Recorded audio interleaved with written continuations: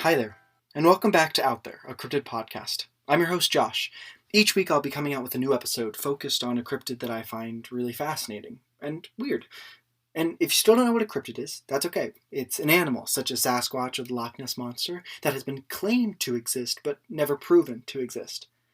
Now, cryptids aren't all supernatural or mythical beings, although many of them are believed to be. Some cryptids have actually become documented animals. We are on Instagram, at Out There Cryptids, so make sure you go and follow and check out the post I make for each episode, and maybe send some suggestions you'd like to hear. Today's episode is going to be a little different than normal. It's about a cryptid that is so popular and widely believed in that there's no way to cover it in one episode. So instead, I'll cover particular instances that these cryptids are involved in. There's going to be no weird club segment of the show today because I'm going to be doing this solo, since there's so much information. Today, we will be talking about the strange death of a beloved horse, Snippy, and the other strange occurrences in the San Luis Valley. San Luis Valley, Colorado.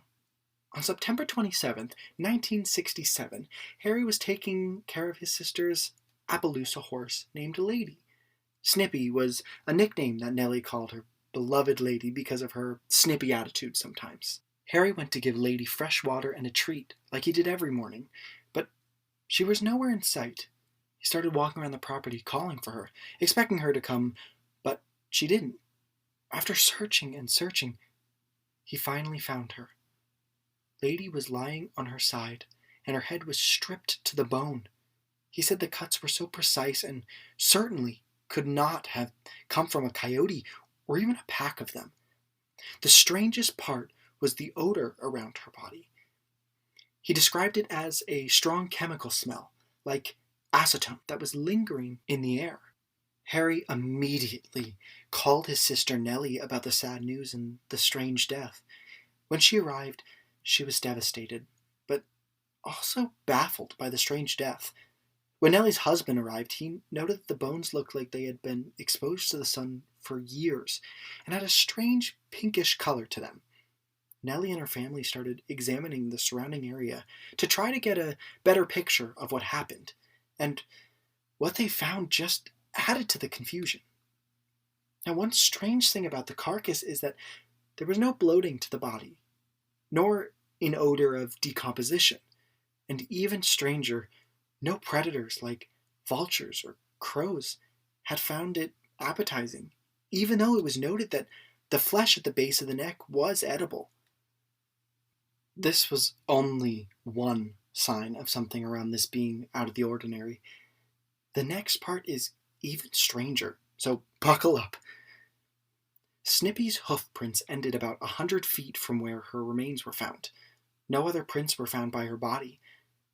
About 100 yards north of the body, the family found 15 burns that looked like exhaust marks. In the same area, they found that a bush, about 3 feet tall, had been completely flattened, and within a 10-foot radius of the bush, there were 6 indentations, about 2 inches around and 6 inches deep. They formed a circle with about a 3-foot diameter. As if all of this couldn't have gotten weirder, on some of the bushes, Nellie found what she described as a gelatin-like green globs and a piece of metal covered with horsehair.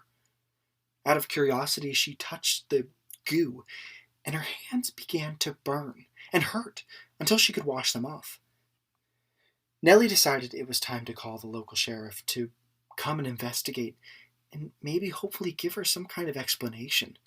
After the sheriff examined the remains, he declared that the horse had died from a lightning strike, which is odd because that's not what would happen to a horse if lightning struck it. But also, the weather reports for the time period and area didn't show any storm activity. An employee of the U.S. Forest Service heard word and brought a Geiger counter out to the area. When testing the area, he found that the burn marks and the surrounding area were radioactive. Not only that, but the green goo and the metal object with horsehair in it was also radioactive. The local news soon got word, and instead of people thinking Nellie and her family were making it up, most people believed them. And not only did they believe them, people came forward with their stories of strange events happening in the area as well. One man claimed he was followed by what he described as a top-shaped object. Then a college student in the area said both of his tires blew out as he approached a strange object that was sitting in a field.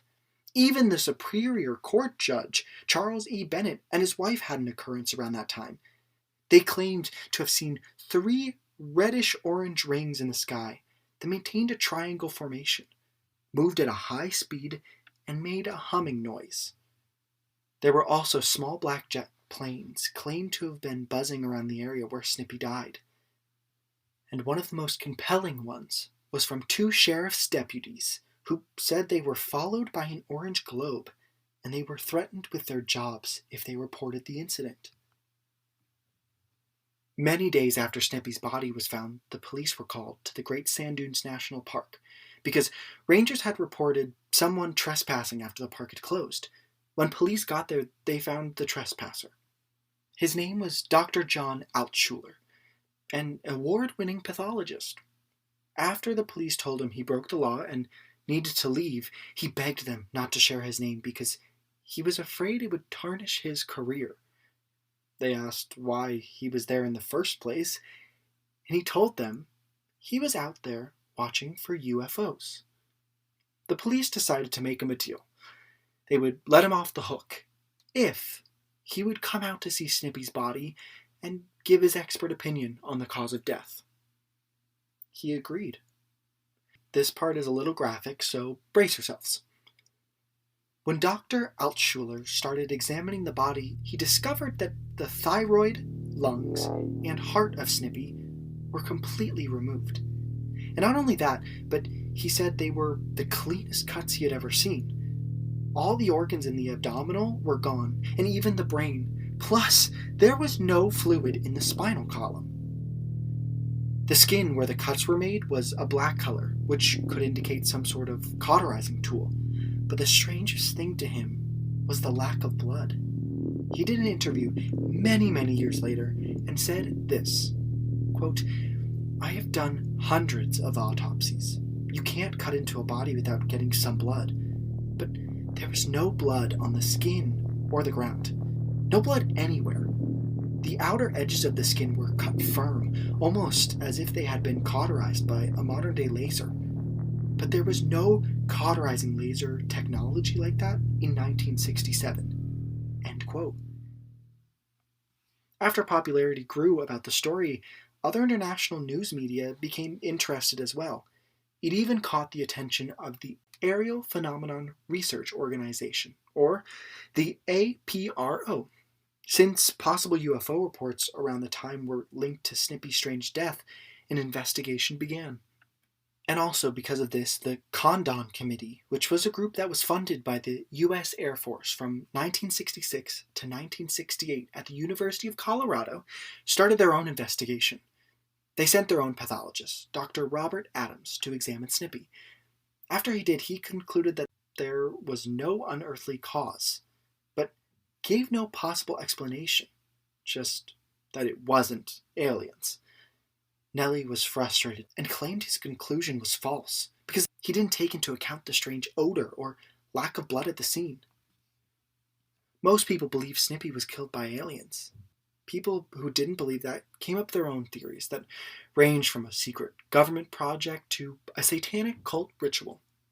But people in the town and surrounding area believed they were being visited by something else, something out there. Snippy's death was just one strange occurrence in the San Luis Valley, but not the only one. People call it the Bermuda Triangle of the West. The valley is in the south-central part of Colorado and is a high-altitude valley. It's home to the Great Sand Dunes National Park, the Colorado Gators Reptile Park, and even the famous UFO Watchtower. As of 2013, the population of the San Luis Valley was about 46,780 people. Now, that number does sound pretty high, but compared to the size of the valley, I can tell you it's not. It's made up of mainly cattle ranches and other farmlands, and there aren't any major cities in the valley. So there's no pollution in the valley. That means the night sky is so clear you can even see the Milky Way. That being said, people have been reporting seeing UFOs even during the day. So, what could be in this valley that these UFOs, or aliens, are attracted to? Judy Messling used to be a cattle farmer. That is why she moved to the San Luis Valley.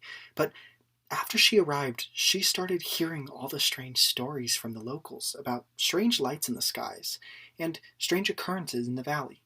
She even had some sightings of her own. After a few years in the cattle business, she decided to leave, and she opened up the UFO Watchtower. As of 2011, apparently there have been at least 59 sightings at the tower. Between 2000 and 2011, approximately 20,000 people visited the tower. And in 2020, I was one of them. And I will tell you more about my experience towards the end when I'm discussing possible theories. But to give you a better picture of the tower, it is on Messeline's 600 acres, right off of Highway 17. There is a white dome where she has a little gift shop full of alien memorabilia and also copies of the sightings people have reported from there. At least 2 binders full of sightings. Above the dome is the tower, which is only really 10 feet off the ground, but in front of all of this is what they call the Vortex Garden. And on a little sign it explains that numerous psychics have claimed that multiple vortexes meet in this area. But in this garden, there are a bunch of little trinkets left from visitors. They range from shoes to sunglasses, from t-shirts to wigs, and of course, there are a couple green aliens too. Now, there has been a wide variety of sightings that have been in the valley. They include dots of light moving through the skies in an erratic pattern and at very high speeds. Some are more common UFOs, like saucers, triangles, and other shapes or forms. There has also been a good amount of abduction stories in the valley as well. Now, there isn't much information on them, but one is from a hunter who supposedly realized he couldn't remember 3 hours of his day while out hunting, as if time just slipped away. Another was by a truck driver who claimed to have seen a bright light before losing 4 hours of his day. This one is very interesting because truck drivers usually have a tight schedule to follow and have to fill out a log every time they stop and such, so the fact that he couldn't remember 4 hours and there was nothing on the logs is weird to say the least. And even weirder, after his experience, he said he started experiencing violent nightmares and had an extreme case of claustrophobia, which he had never had before. UFO sightings can be traced all the way back to the 1600s, back when there were just settlements in the area, which is obviously long before any known flying objects existed. However, during the 1960s there was a huge spike in reports, which was right during the space race. And we'll discuss more about that later on in the episode. The next story is from a man named Christopher O'Brien, who investigated the valley between 1992 and 2002. He wrote 3 books from all the things he heard and his experiences there. He reports that between 1992 and 2000, about every conceivable type of UFO craft was reported many times in the San Luis Valley by residents and visitors. This includes silver, red, orange, green, white, and blue lighted spheres that were seen with other more traditional, with quotes around that, saucer-shaped crafts, even huge black triangles that were reported by police in the area. And there was even one instance where a silent triangle was seen accompanied by what looked like maybe military helicopters. September 1948. Grant Edwards Sr., a San Luis Valley resident, started showing daylight UFO footage to the other people in the town. Edward filmed these UFOs on his new 8mm movie camera. That August afternoon he filmed them, he unknowingly became the first person in U.S. history to ever film multiple UFOs in daylight. The footage shows objects in the sky. One looks like a ball of white light, but there's some sort of pattern to it, almost like an S. The other looks like a long tube with smaller or equal-sized tubes attached. It's almost like a giant piece from the game of jacks.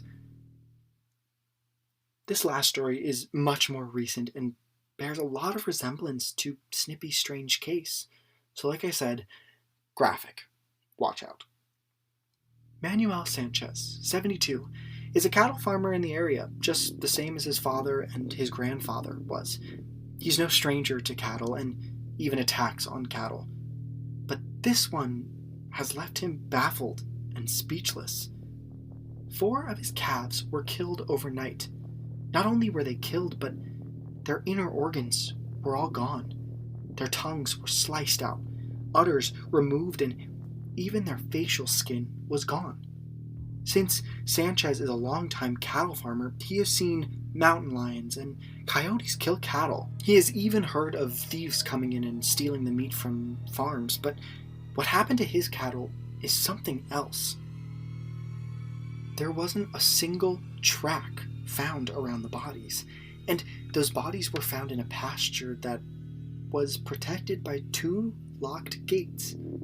Even stranger was there wasn't a drop of blood on the ground, nor was there any on the remaining skin. He explained to the Denver Post, "A lion will drag its kill. Coyotes rip and tear flesh.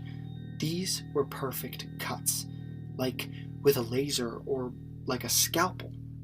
And what would take the waste, all the guts, and leave the nice tender meat?"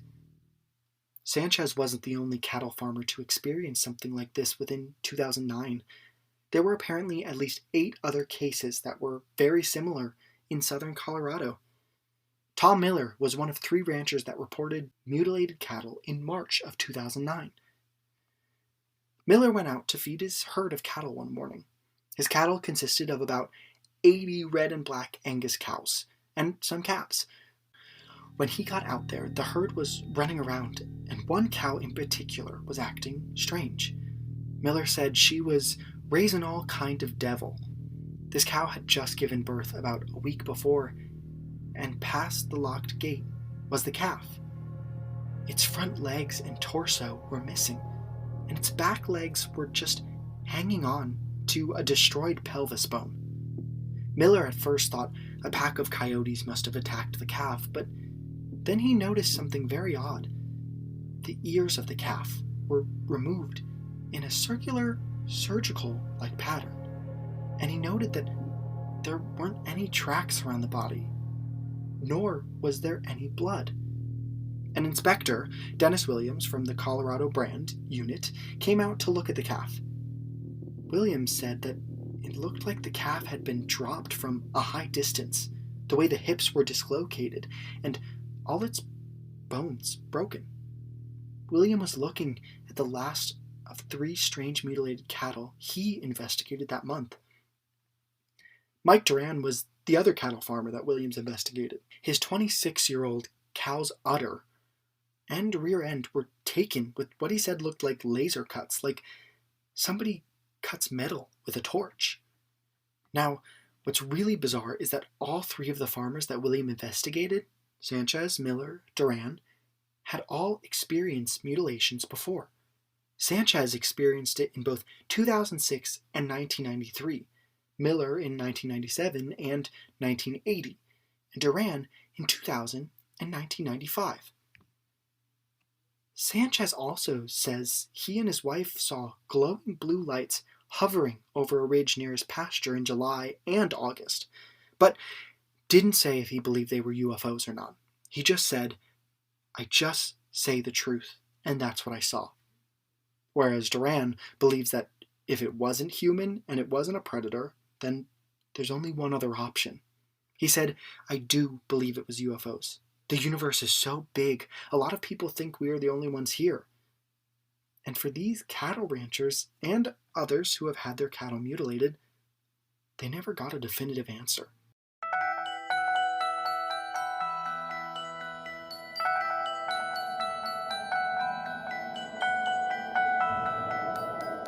Like I mentioned before, I have been to the San Luis Valley and stayed for about a week on the other side of the mountains, which means I could see the sky over the San Luis Valley.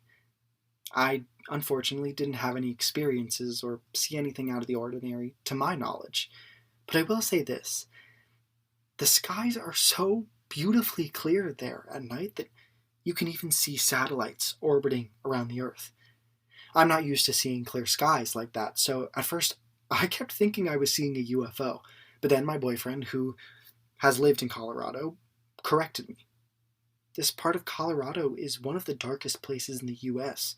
For example, the Great Sand Dunes hold the title of International Dark Sky Park from the Dark Sky Association, which I didn't even know existed.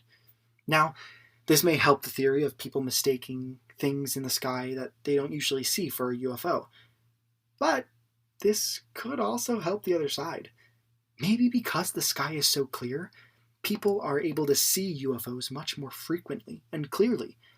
Either way, it does not explain Snippy's and the other cattle's strange deaths.